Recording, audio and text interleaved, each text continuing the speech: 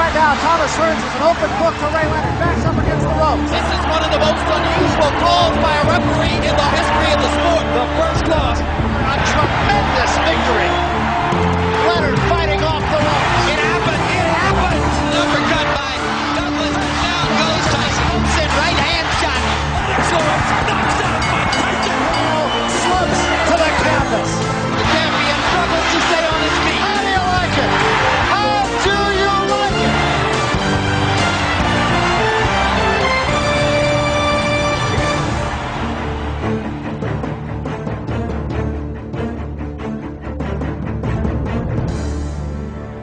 Hello, I'm Jim Lampley. Welcome to this look back at Lewis Tyson, one of the most memorable fights in 30 years of boxing on HBO. When Lennox Lewis and Mike Tyson finally met, years after they first might have, and both on the dark side of 35, their fight was a preordained watershed. For Tyson, a chance to wipe out a decade of misadventures with a single hard punch. For Lewis, a chance to cement his legacy by obliterating a myth. The preview was a brawl on a stage in New York. The movie was an urban action adventure, a courtroom drama, a frenzied road flick, and then a knockout.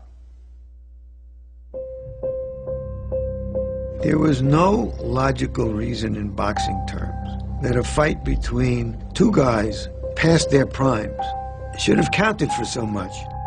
But because fans thought it did, because this fight had been building for a number of years, then it really carried a lot of weight.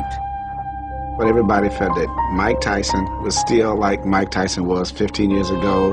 The general talk on the street was, Mike is back, Mike is from the streets. Yo, man, Mike is just too much man. He's too much of a dog for Lennox. We all seem to need a threat from outside, the other, who is dangerous and who can hurt us.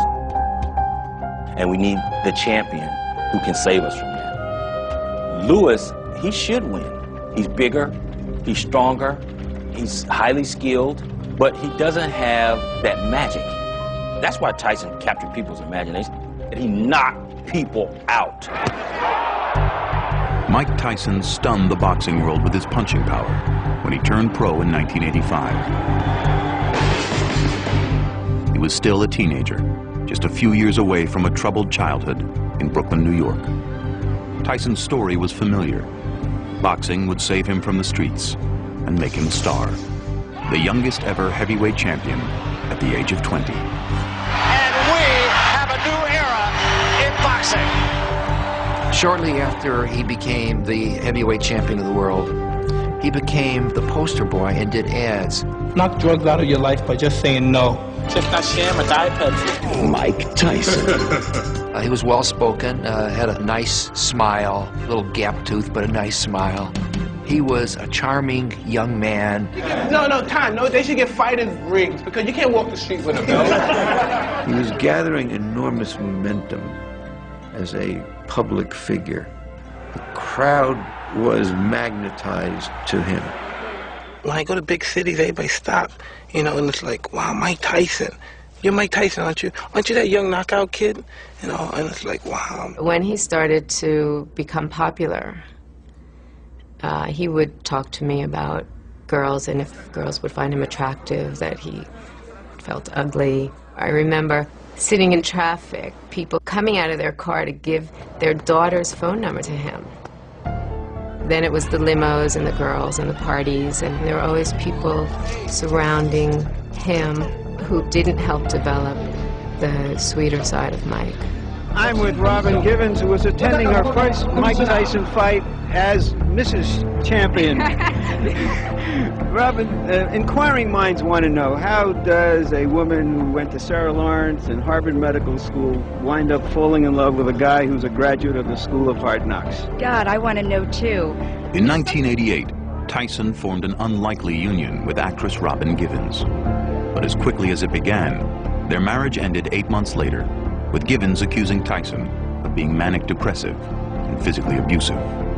The question came, what is the best punches you have ever hit anyone with? And then he started to laugh.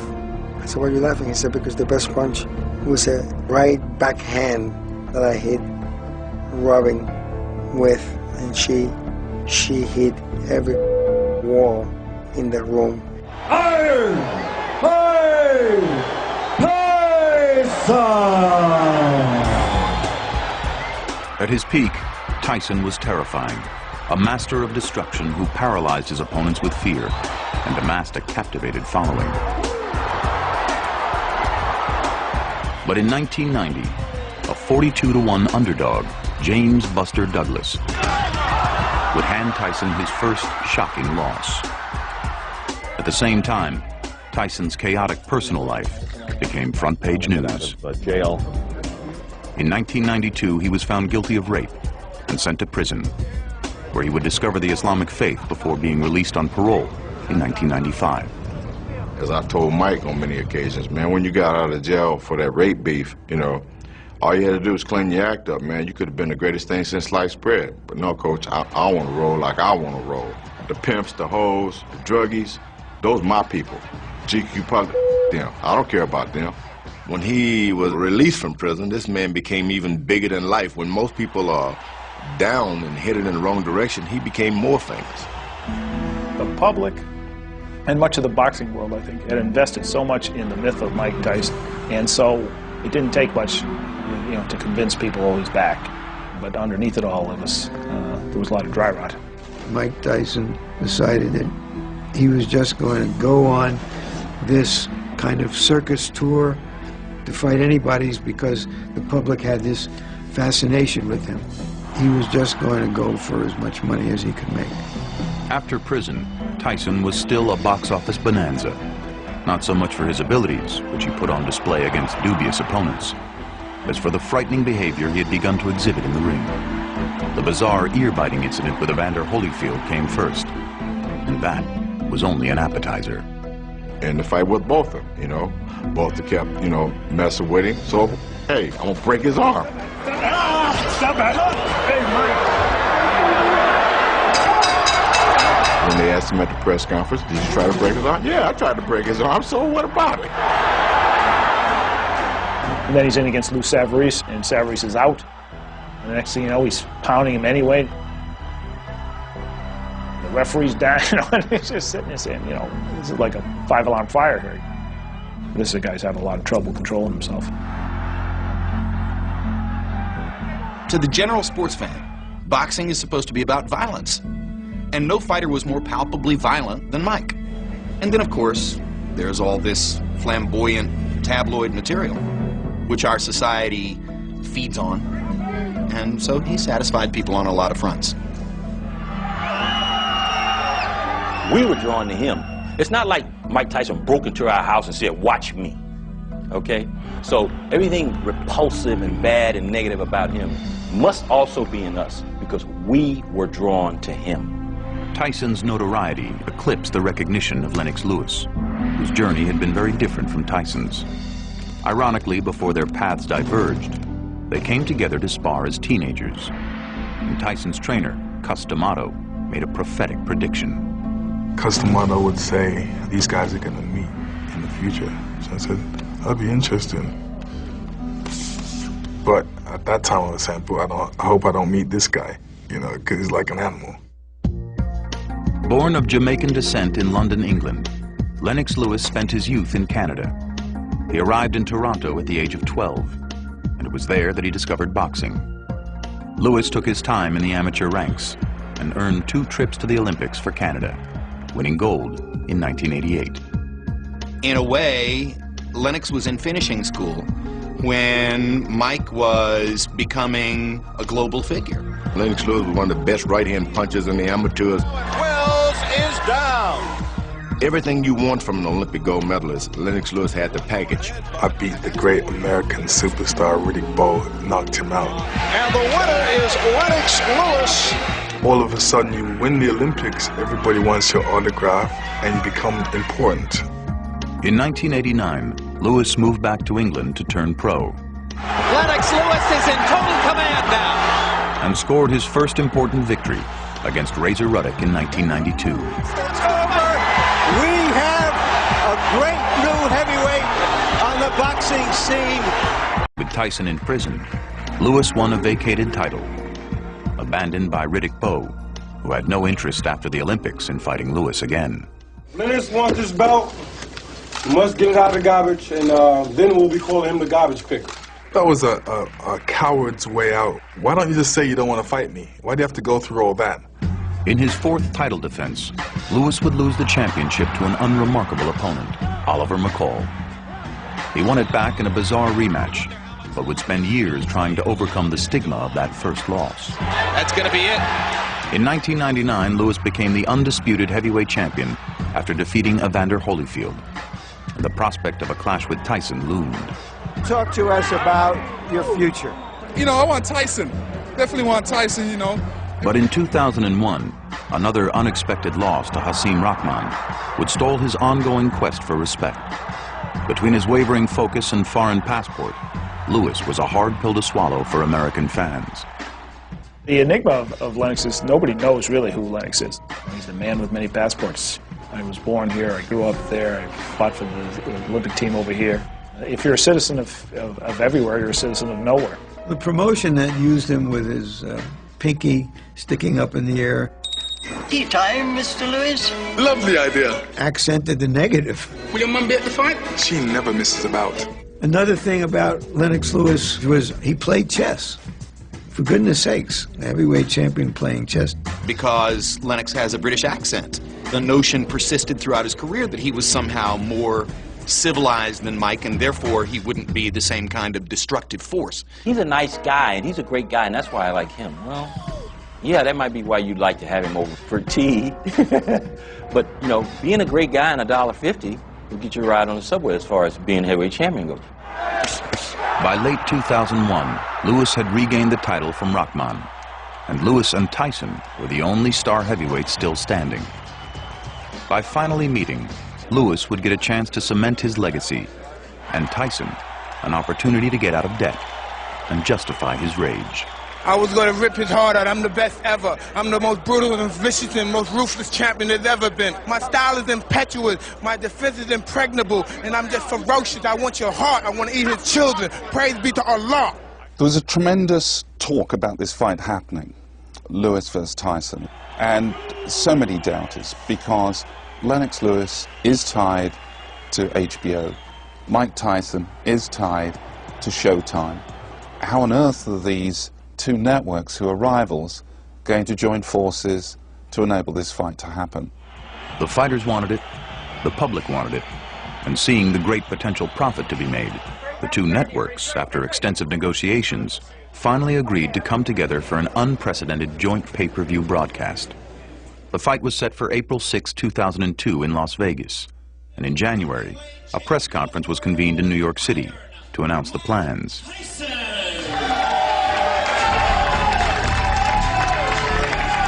I said to a guy in our entourage, he looks pretty mean there. I mean, he just looks mad. And then as soon as Lennox came out, Mike just came across the stage. He took off his hat, threw it on the ground and started marching over to me. So I'm saying, I don't know what he's doing. My security came out, stopped him.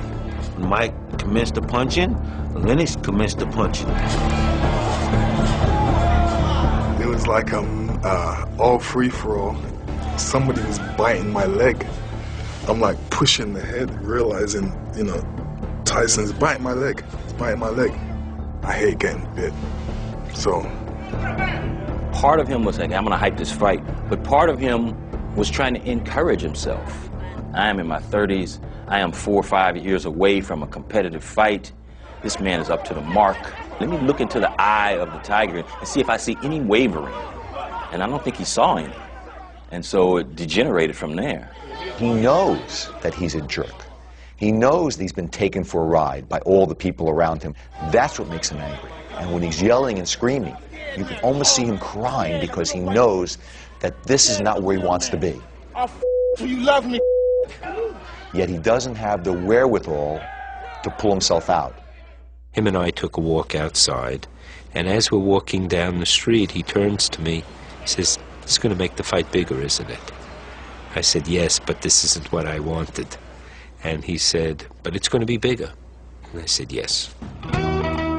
1 week later, as a direct result of the press conference melee, the fight was put in peril when Tyson was denied a boxing license from the state of Nevada. The Nevada turning down profit, Las Vegas turning down money on moral grounds. When Nevada turns you down, a place where prostitution's legal, you know, it's a little tough to find some place to go with this fight at that point. Other traditional boxing states also declined, including New Jersey and New York. But after several months of searching, Memphis, Tennessee finally agreed to host the fight, which was rescheduled for June 8, 2002. In April, Tyson opened his training camp in Maui, Hawaii, and the few journalists who traveled there found Tyson's behavior as raw and unchecked as ever. I may like fornicating more than other people. It's just who I am. I sacrificed so much of my life. Can I at least get laid? You know what I mean? I've been robbed of most of my money. Can I at least get a... With Tyson, enough was never enough, no matter what he did. And this was almost accepted as just part of the show. How confident, Mike, are you that you can win this fight? Are you talking out of turn? No, I think we're all talking together. I normally don't do interviews with women unless I fornicate with them. So you shouldn't talk anymore. Unless you want to, you know. It was just watching a man reduced to his rage.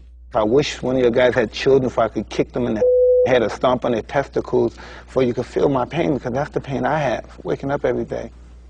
It's part frustration, it's part fear, it's part performance, it's part hype. Mike is a salesman. Mike knows what put asses in seats. Mike knows controversy does it. Once in Memphis, great efforts were made to keep the fighters apart, including separate press conferences and weigh-ins, which dramatized how volatile Tyson was perceived to be. But when he arrived at the arena on fight night, there was a collective sigh of relief. Finally, Lewis Tyson was on. I didn't see him until a couple hours before he was supposed to go in the ring. I mean, he was so confident. Mike was known for the intensity of his persona on fight night, the electric crackle that seemed to be going through his body and his brain as he approached the ring, and the Mike Tyson in Memphis seemed docile. I get into the ring and I see this barrier of bodies. I'm saying, this is interesting. Mike Tyson and Lennox Lewis separated by a cordon of security forces. Tyson was coming up to the barrier and looking over. He was looking at me, he was looking at my body. I beat in my stomach saying, yeah, I'm ready. Now they get together again as professionals, as Tyson's late trainer Quasimodo had predicted they would. And here we go. I know he's going to come at me, and I'm thinking, I'm not going to give up my ground. I'm the champion. Big uppercut for Lewis. In my mind, that's the ego aspect of it. Big left hand by Tyson after the jab by Lewis. Tyson seems to be the aggressor of the two. Everybody gave him the first round, but he got hit with an uppercut. I mean, it really hurt him bad. He came back to the corner, and he told me, he said, Ronnie, I'm hurt. He hurt you? What do you think he was here for?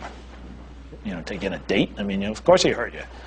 Now you're supposed to hurt him. Tyson fighting at a measured pace, not the whirlwind that some expect. But I could tell by the middle of the second round, he has no chance. He has no hope.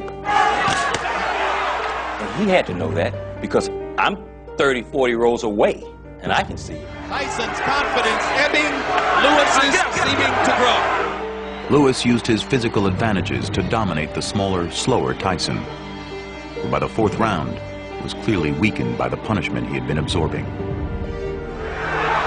correct with a right hand, leads on Tyson, but Eddie Cotton says no knockdown.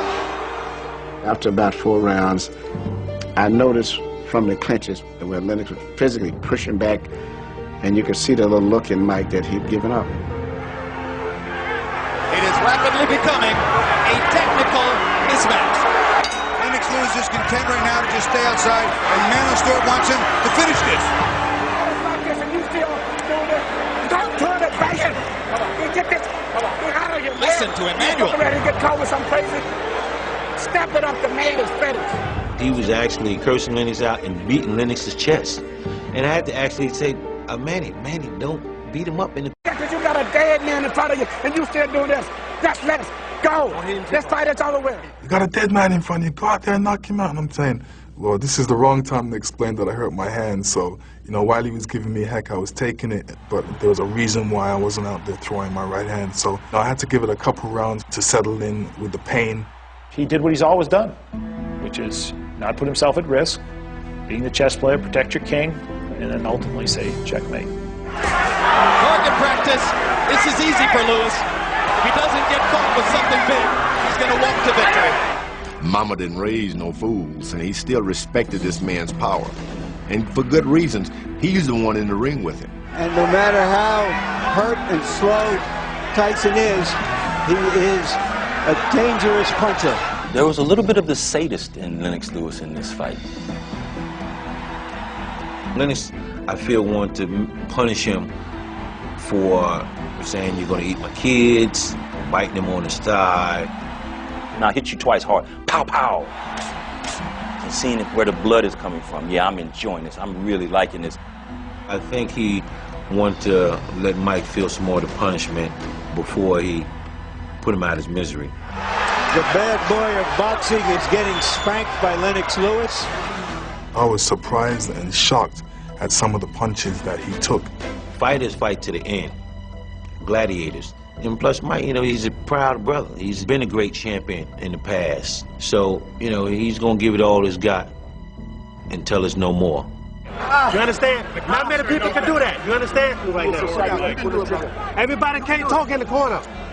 One at a time. I kind of cursed at everybody in the corner, telling them to be quiet, let me do the talking. And our corner just became a mess. Nothing could have helped Mike Tyson in that fight. It was except a time machine. Finally, in the 8th round, Lewis wobbled the defeated former champion with a ferocious uppercut. Referee Eddie Cotton gave Tyson a brief reprieve when the end was long overdue. Hey, you all right, Mike? First knockdown of the fight. Now Lewis goes for the knockout. Mike Tyson was having problems, and this was the time for my right hand to be really effective, so I threw it. Perhaps the end of the fight. It'll take some courage for Mike to get up from that shot. 9. He's out. Lennox Lewis knocks out Mike Tyson and banishes him from the upper stratosphere of the heavyweight division. They only give you credit when you knock out people, and people were saying they didn't like the way I boxed, the fact that I boxed too safe. So for me to knock out Mike Tyson gives me a great feeling of accomplishment. He took a vicious ass whooping. He got one of them down home Mississippi ass whoopings in that fight. I mean, grandma's live soap couldn't wash out what he got that night. He took that beating, and he didn't have to take it. He could have just said, no mas, because you can die in there. Let's be frank, you can die in there. That to me was like his red badge of courage.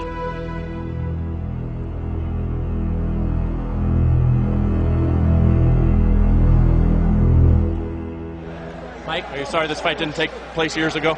It wasn't meant to be. I've known Lennox ever since he was 16, 15 years old. I have mad respect. Everything I said was in proposition for promoting the fight. He knows I love him and his mother, and I know if he thinks I don't have respect and don't love him, he's crazy. So you're saying a lot of People got a chance to see the real Mike Tyson. Mike's interaction with Lennox in the ring, in the locker room with his baby, being very considerate. No pain, no animosity.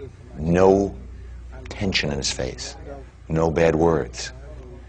He didn't want to give them any more ammunition to dislike him any longer. Time will tell if Mike Tyson's uncharacteristic sportsmanship was a temporary response to a beating or something more permanent. And if Lewis will finally get full credit from the American public for all he's achieved. There's still at best a grudging process of respect for Lennox Lewis in America. People understand that Lennox is the best heavyweight of this particular era, but probably most people define that era as after Tyson went south. Tyson was not the foil to make Lennox Lewis great. Mike Tyson, certainly in his prime, one of the great stories in boxing. But by the time Lewis got him, a shell of his former self. People will be interested in Mike Tyson until they put him in the ground. he'll be fighting for money for a while longer because he won't have any choice. But he stopped fighting to win a long time ago.